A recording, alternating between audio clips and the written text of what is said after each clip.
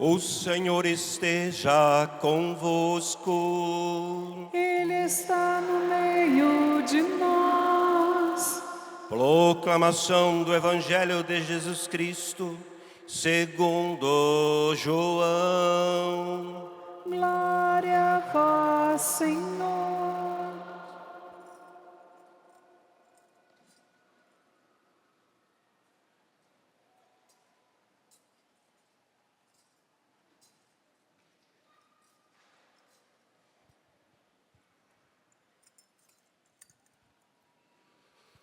Naquele tempo, houve um casamento em Caná da Galileia. A mãe de Jesus estava presente. Também Jesus e seus discípulos tinham sido convidados para o casamento. Como o vinho veio a faltar, a mãe disse-lhe: eles não têm mais vinho. Jesus respondeu-lhe: mulher, por que diz isto a mim? Minha hora ainda não chegou. Sua mãe disse aos que estavam servindo: fazei o que ele vos disser. Estavam 6 talhas de pedra colocado aí para a purificação que os judeus costumavam fazer.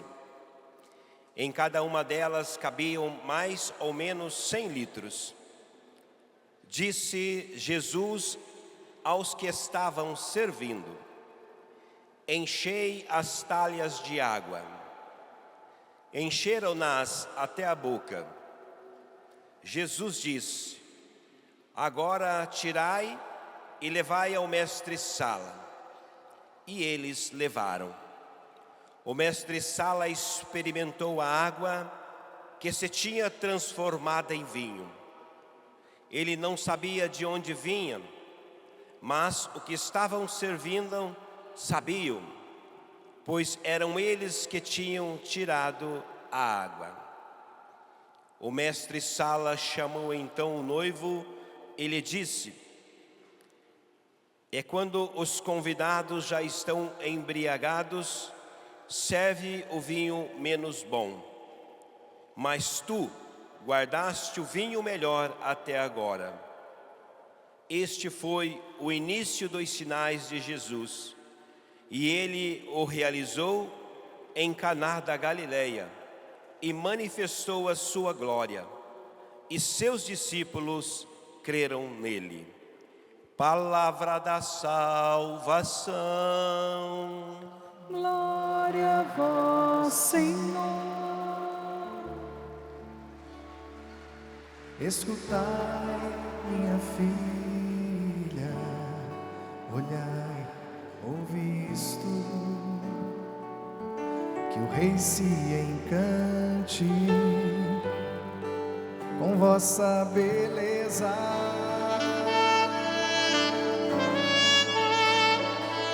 Escutai, minha filha, olhai, ouvi isto,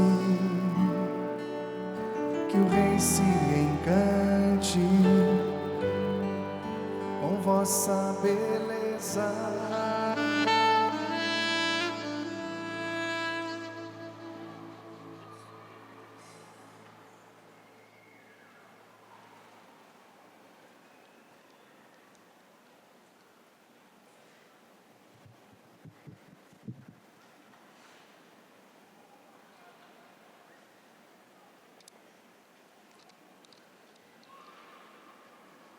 A beleza.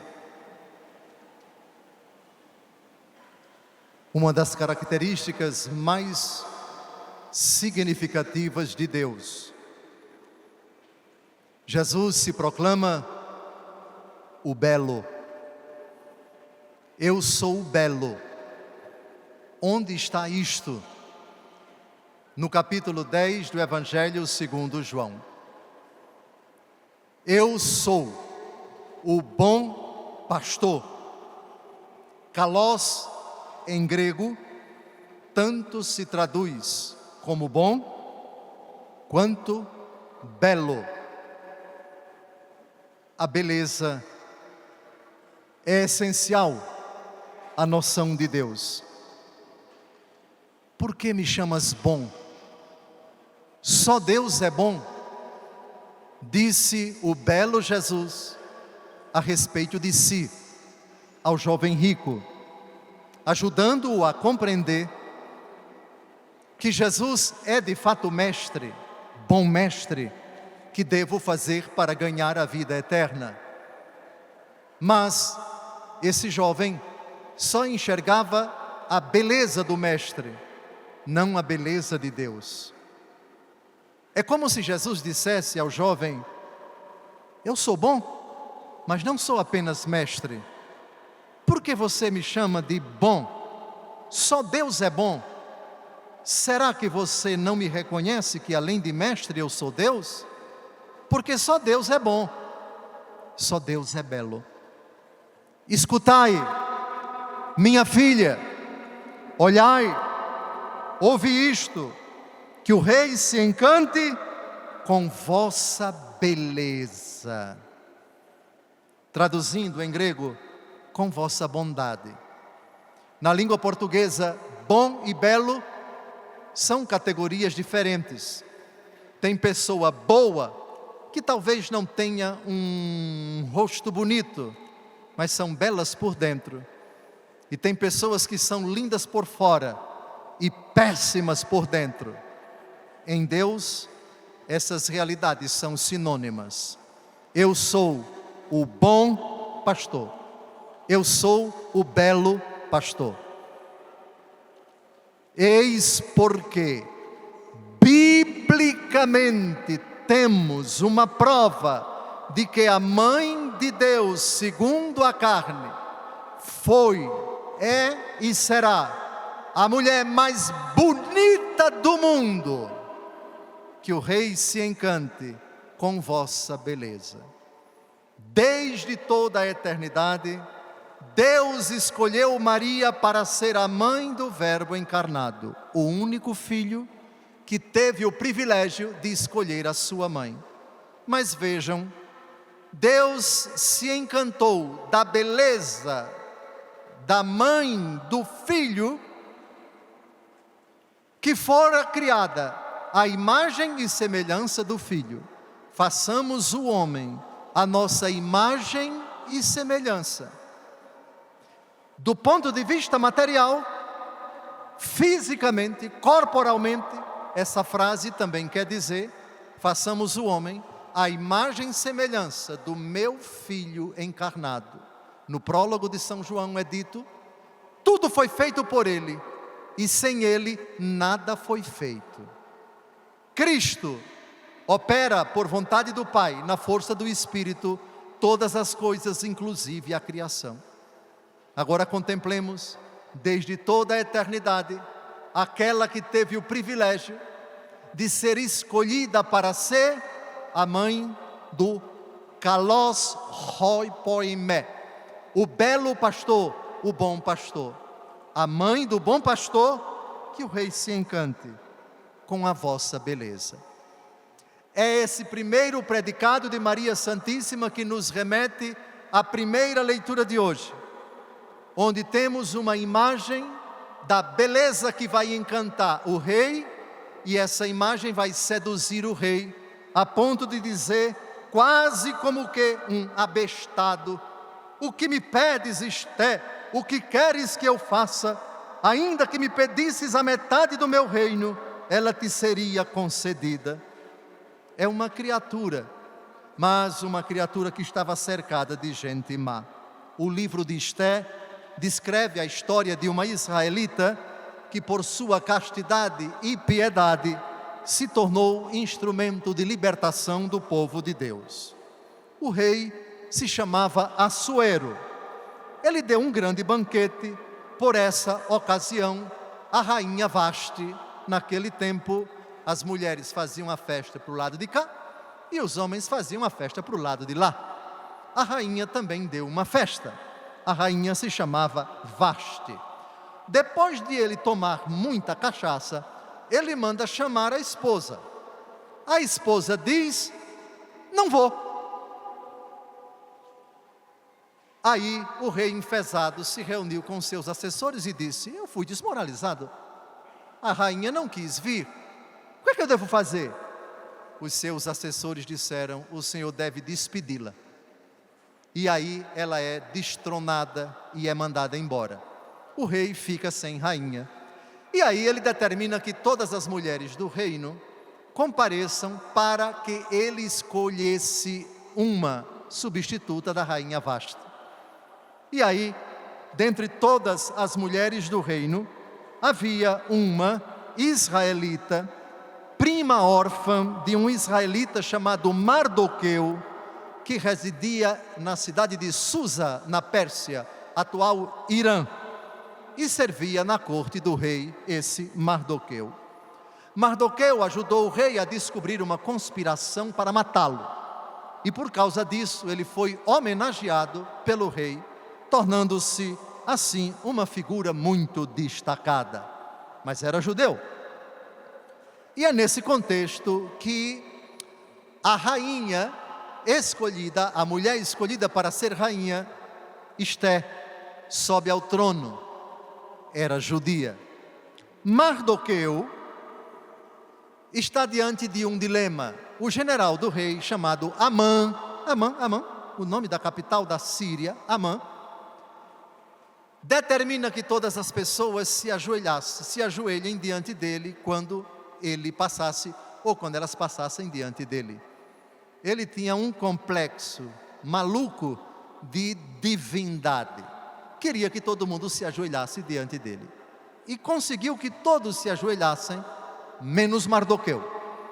Como bom judeu, eu não vou me ajoelhar diante de ninguém.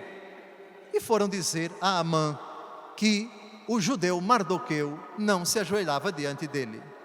Amã, de uma forma muito sutil, consegue a assinatura do rei, Assuero, para que no dia tal, na hora tal, os judeus fossem exterminados, ou seja, fossem massacrados. A rainha Esté, sobrinha de Mardoqueu, também ela, judia, soube. E aí se afligiu, se angustiou, aproximava-se o dia do massacre, e ela então toma uma decisão ousada, se embonecar toda, se ajeitar toda, e pedir uma audiência ao rei. E aí ela joga todas as cartadas. O grande trunfo dela, a sua beleza. Atenção! O rei estava sentado no trono real, na sala do trono, frente à entrada. Ao ver a rainha Esté parada no vestíbulo, olhou para ela com agrado, encantado com a beleza da rainha. Ele não sabia de nada. Mardoqueu estava ameaçado, o seu povo também, e Amã, o general, pronto para matá-lo e matar todo o seu povo. Então ela, na audiência que o rei lhe concedeu: se ganhei as tuas boas graças, ó rei, se for do teu agrado, concede-me a vida, eis o meu pedido, e a vida do meu povo, eis o meu desejo. Prossegue a leitura. Recomendo depois a leitura do capítulo 7 do livro de Esté.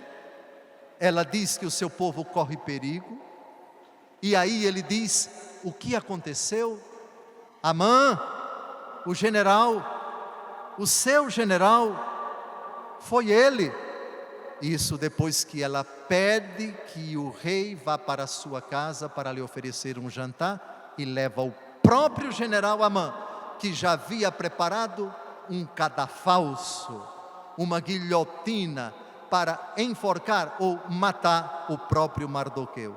E é no contexto desse jantar que belamente, encantadoramente, ela diante do seu esposo fascinado diz: salve o meu povo. E aí o general é desmascarado. Ele descobre que foi vítima de uma tramóia, de um engano do seu general, e é o próprio general quem acaba sendo enforcado na mesma forca que ele havia preparado para Mardoqueu. A festa que os judeus celebram até hoje, em homenagem a esse fato, é uma das mais importantes entre os judeus.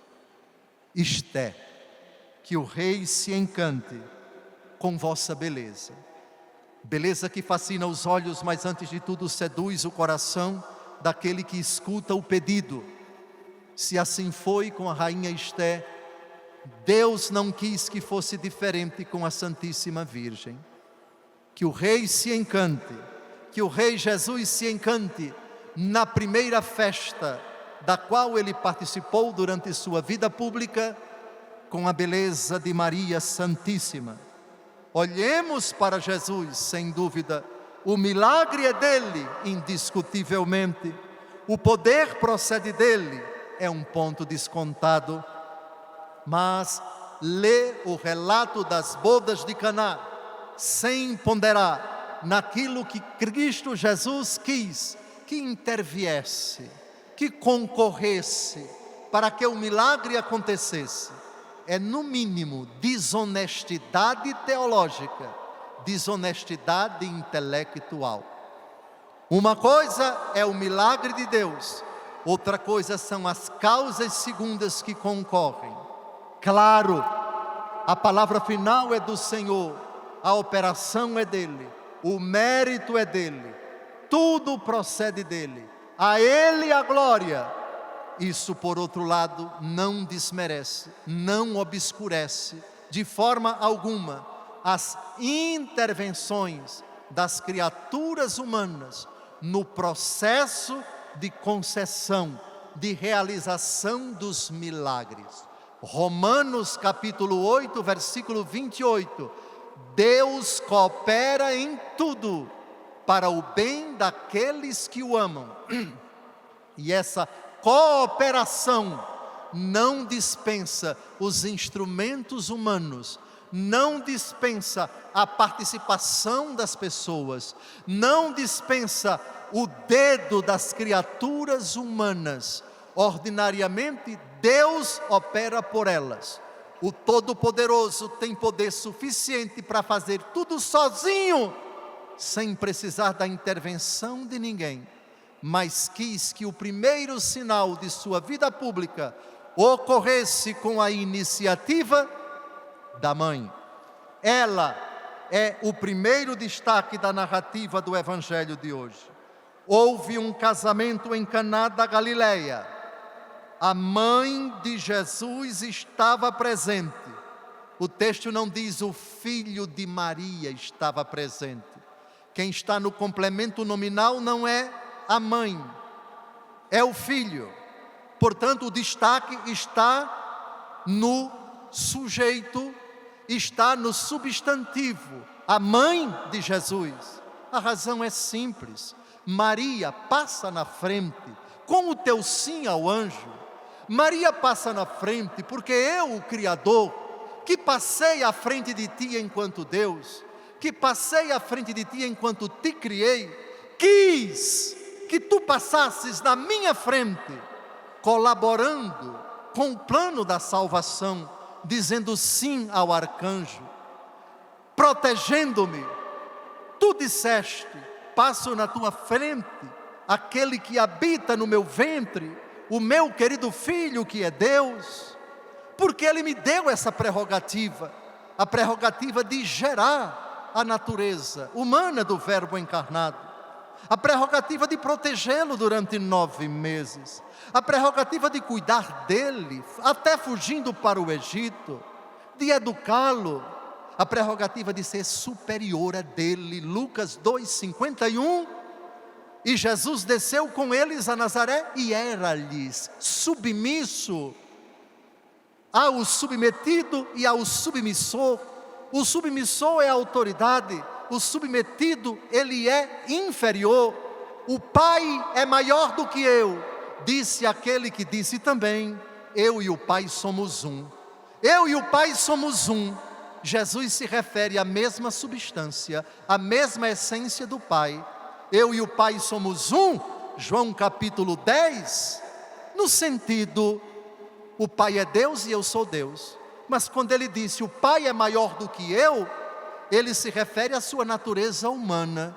Ele é inferior ao Pai enquanto Verbo encarnado. E enquanto tal, foi inferior também a José, foi inferior também a Maria. Lucas 2:51, e era-lhes submisso.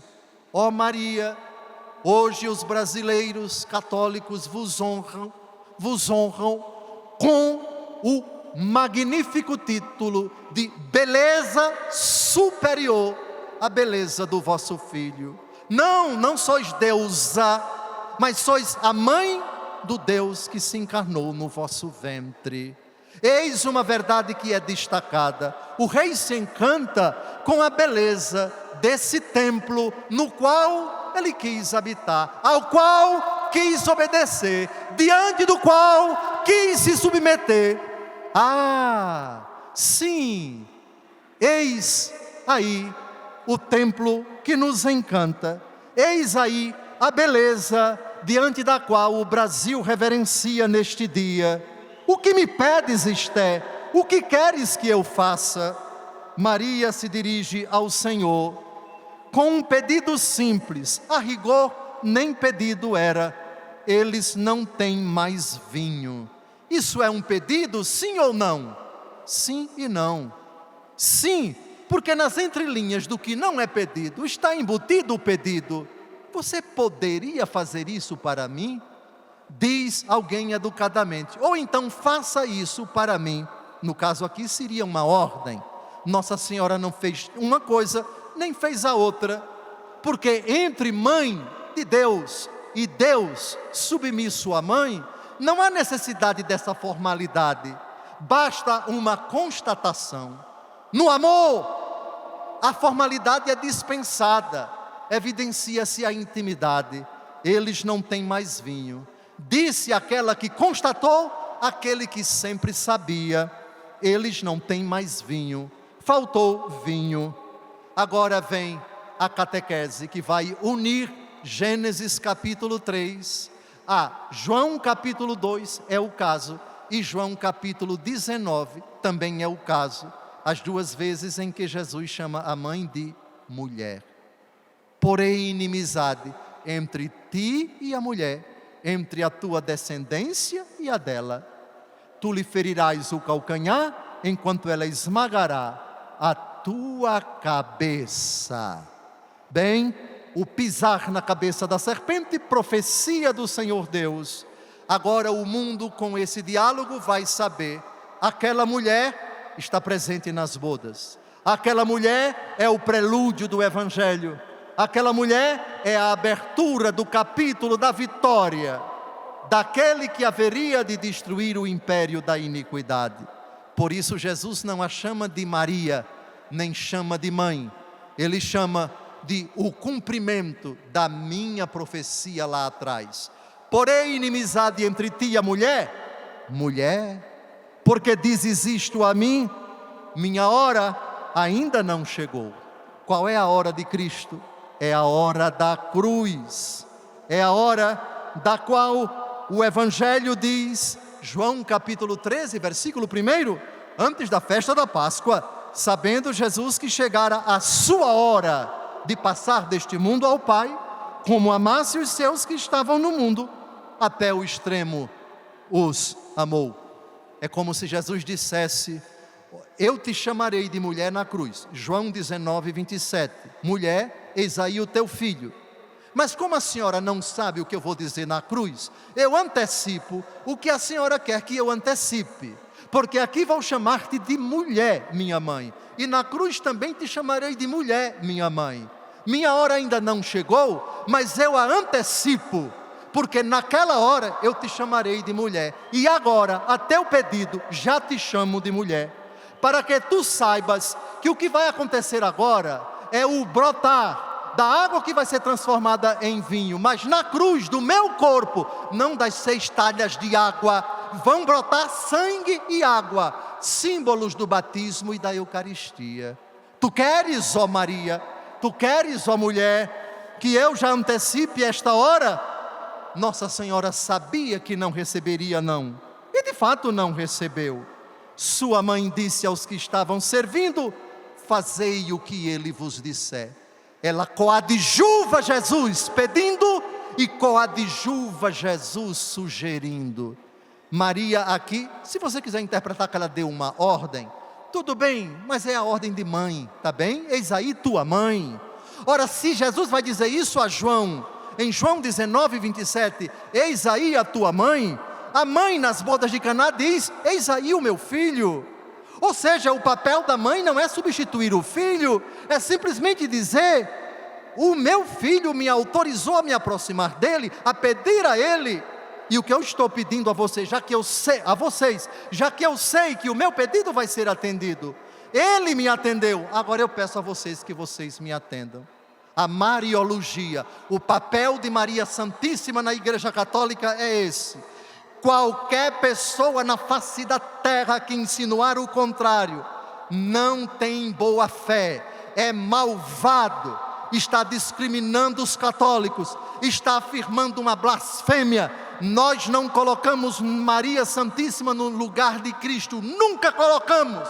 Por outro lado, nunca separamos a mãe do filho, nunca separamos a mãe do filho, porque o filho não quis estar separado dela, nem nas bodas de Caná, nem na cruz, nem no céu.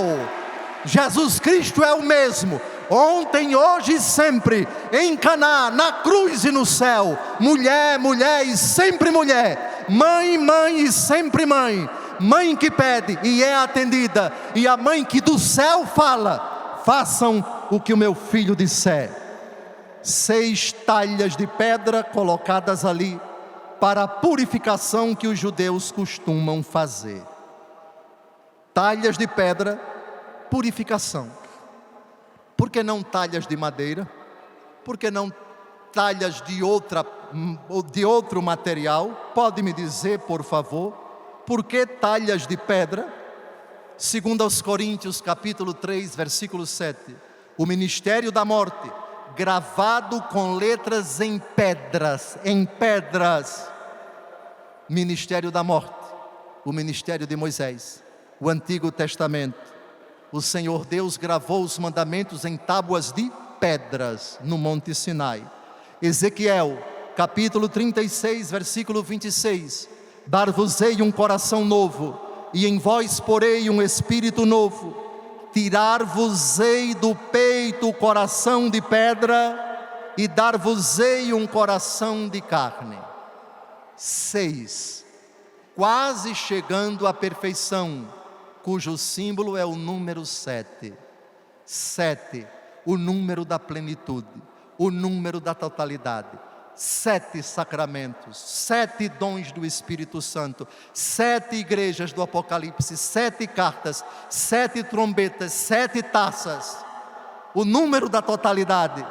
Mas nas bodas de Caná está começando 6 talhas.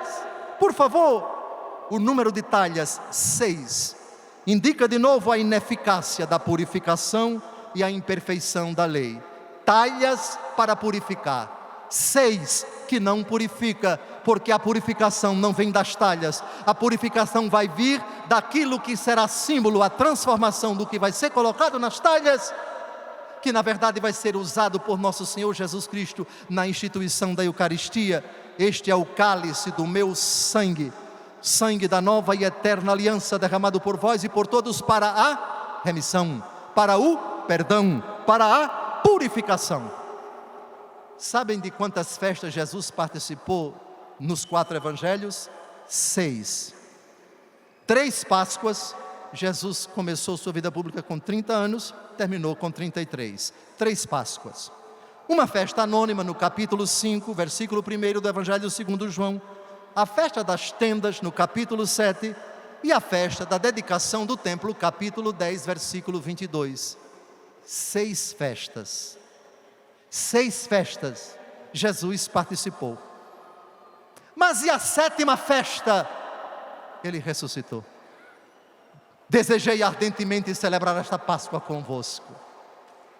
A festa da Eucaristia, a 7ª, que ele deixou para o penúltimo dia de sua vida. Agora vocês entendem por que 6 talhas e por que de pedra. Agora, enchei as talhas de água. João capítulo 4, de 13 a 14, respondeu-lhe Jesus: todo aquele que beber desta água tornará a ter sede, disse ele à samaritana: mas o que beber da água que eu lhe der, jamais terá sede. A água que eu lhe der virá a ser nele fonte de água, que jorrará até a vida eterna. Isso a respeito dele. Agora a respeito da senhora, de mim, de nós todos. João 7, de 37 a 38. Se alguém tiver sede, venha a mim e beba. Quem crê em mim, como diz a Escritura, do seu interior manarão rios de água viva. Quem crê em Jesus se torna manancial de água viva. E a primeira criatura, o primeiro manancial de água viva, de onde brotou essa fonte inexaurível, foi aquela que disse: fazei o que ele vos disser. Aqui está a grande fonte de água viva. O texto diz o seguinte: Jesus falou, enchei as talhas de água, encheram-nas até a boca. Vocês acham que a água foi transformada em vinho dentro das talhas ou fora das talhas? Qual é a importância disso? Tem muita importância, porque as talhas são de pedra. E a pedra lembra o ministério da morte, segundo aos Coríntios 3:7.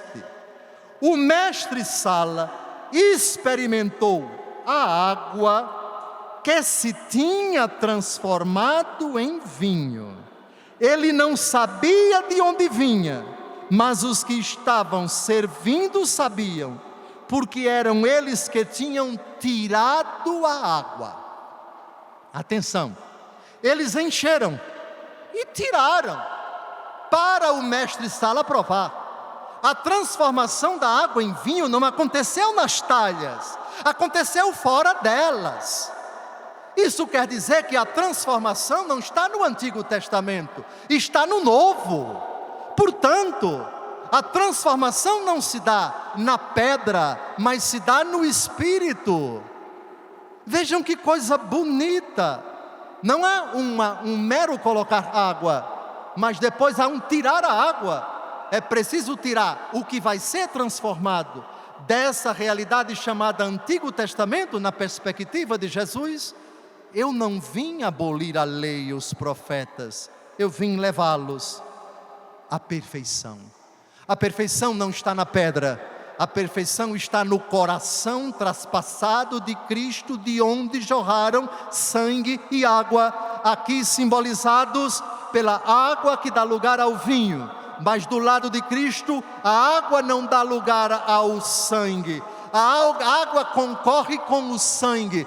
A água concorre com o sangue porque a água simboliza o batismo e o sangue simboliza a Eucaristia. Portanto, primeiro a talha, as 6 talhas, depois a pedra, depois a água dentro dessas realidades, depois o retirar, a transição, a passagem. Se a vossa justiça não for superior à dos fariseus, vós não entrareis no reino dos céus. Todo mundo serve primeiro o vinho melhor, e quando os convidados já estão embriagados, serve o vinho menos bom. Quando os convidados estão embriagados, as festas de casamento naquele tempo demoravam 7 dias.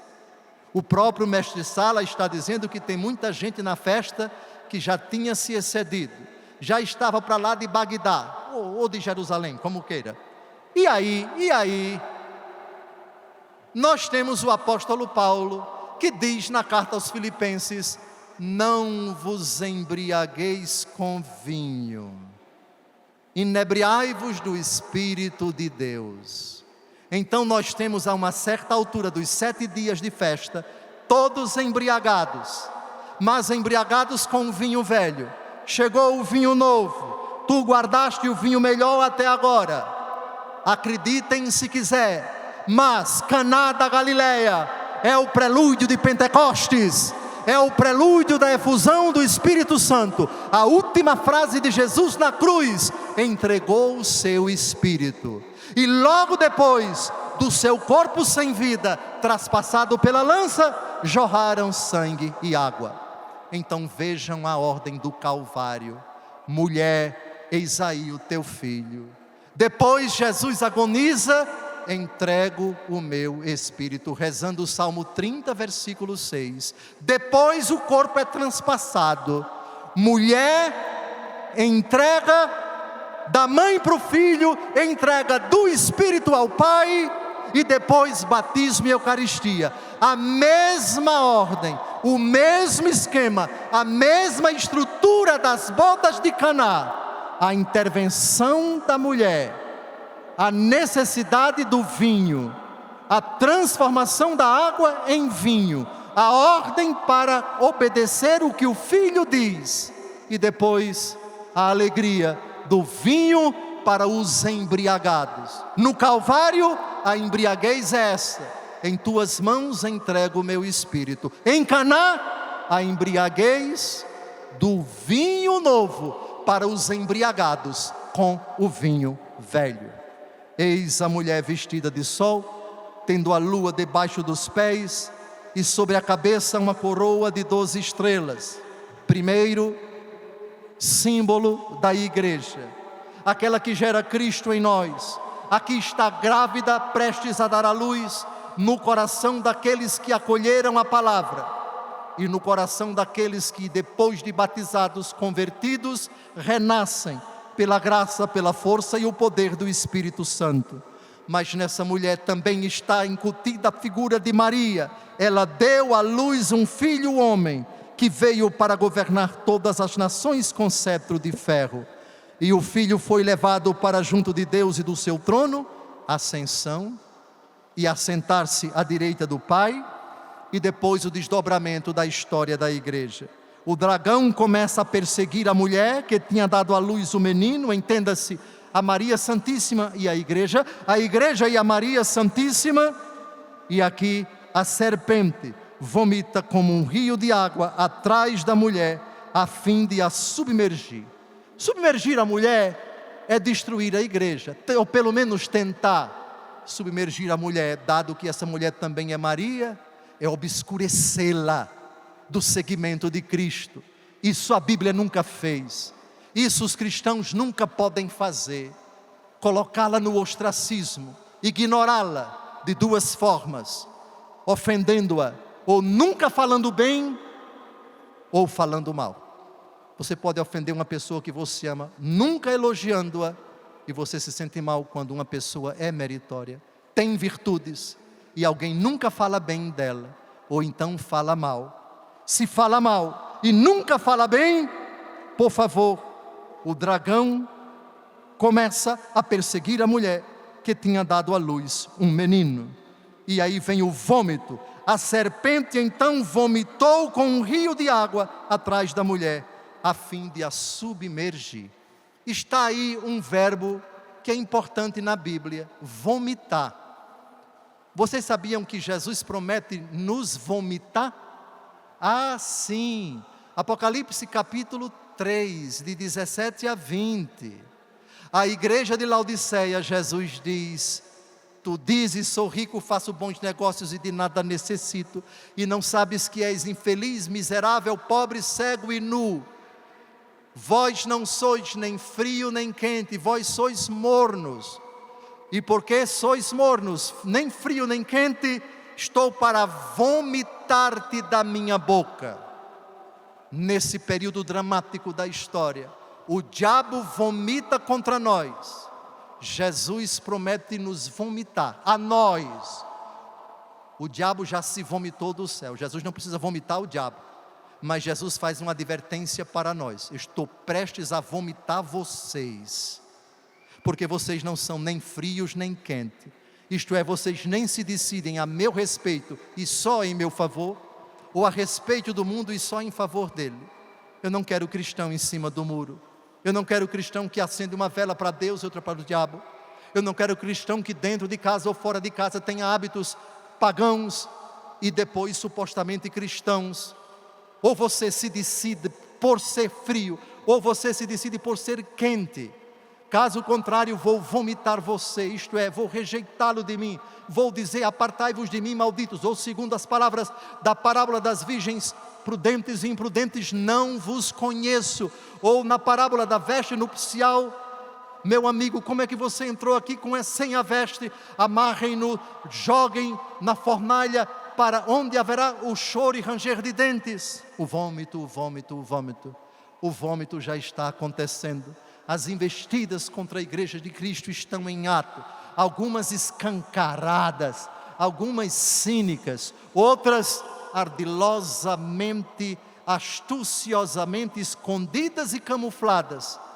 Mas atentos, católicos, olhemos para os dois vômitos. A serpente vomitou como um rio atrás da mulher. A terra, porém, veio em socorro da mulher. O mundo se desdobra sob a égide da providência, e a igreja está protegida pelo Senhor. E protegendo essa igreja, um manto misterioso, uma voz serena, que em Lourdes, que em Fátima, que em La Salette, e agora, com o reconhecimento da igreja em Medjugorje, a mão da mãe, o manto da mãe, de cujos lábios não sai vômito, somente esse pedido: fazei o que ele vos disser. Louvado seja nosso Senhor Jesus Cristo.